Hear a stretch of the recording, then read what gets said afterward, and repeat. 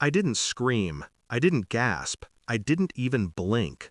The moment I pushed open the rooftop door and saw his hands on her waist, her laugh pressed into his mouth, the world went unbearably quiet, almost polite, like betrayal had the decency to whisper. He didn't notice me. She didn't either. They were busy rehearsing a future they thought I'd never see. I stepped back, pulled the metal door shut, slid the bolt from the outside. It clicked like a period at the end of a sentence I've been rewriting for months. Then I walked downstairs, turned off the main power switch, and packed a bag. 1 week. No calls, no messages. Just silence thick enough for two cheaters to choke on. And yes, before you ask, I knew exactly what I was doing. Back then, when I still let myself believe in him, he wasn't always a monster. Or maybe he was, and I was too busy decorating the cage he built around me. I remember the night we met. He handed me his jacket because I said I was cold. I remember thinking, men like this don't lie. But life has a way of proving that kindness is just another mask. Some people wear it so convincingly you forget to check what's underneath. He made promises in warm tones. He made futures sound easy. He made me feel chosen. That's the thing about betrayal. It only hurts when the knife comes from someone you held with both hands. The first cracks. It started small. A password he suddenly changed. A late-night walk that lasted too long. A scent on him that wasn't mine. Sweet, young, and annoyingly familiar. The neighbor. Of course it was her. She was always lingering, at the mailbox, in the hallway, by our door, smiling too warmly, waving too often. I dismissed it at first. I even defended her once. I should have trusted my spine, not my heart. And then his phone lit up one night. A message preview he forgot to hide. Same place tomorrow? Rooftop was amazing. My breath didn't stop. My world didn't shatter. Something worse happened. I became calm. The shift, when pain turned into precision. I realized crying would give them power. Shouting would give them excuses. But silence? Silence is a weapon most people never see coming.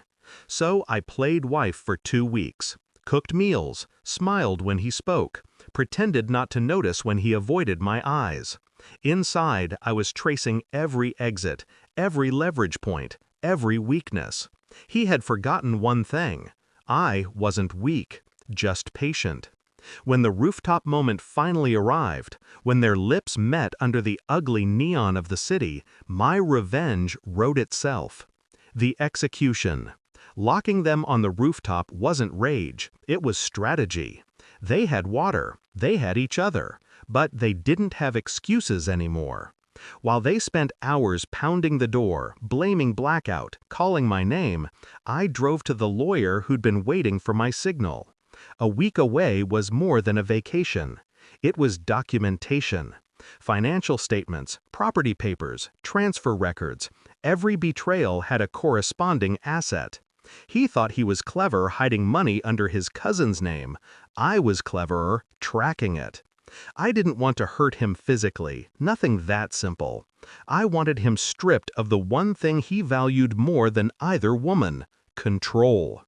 By the time I returned, I wasn't a wife. I was a storm dressed in calm. The climax, the look on his face. He was home when I walked in, exhausted, furious, humiliated. She stood behind him, arms crossed, mascara streaked like blame dripping down her face. He shouted first. Of course he did. "Where the hell were you? We were trapped." "I know," I replied. Just that. 2 words. And I watched the fear bloom in him like a bruise. I handed him the divorce papers, then the financial filings, then the evidence of his little rooftop romance, dated and neatly compiled.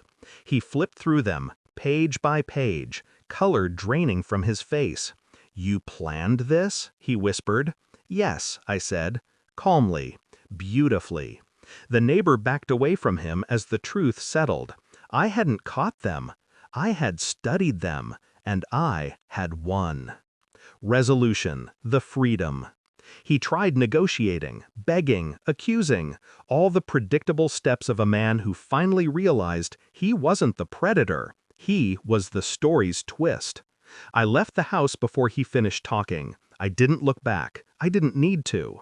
Some endings don't require fireworks, just the quiet satisfaction of knowing you walked away from ashes that weren't yours.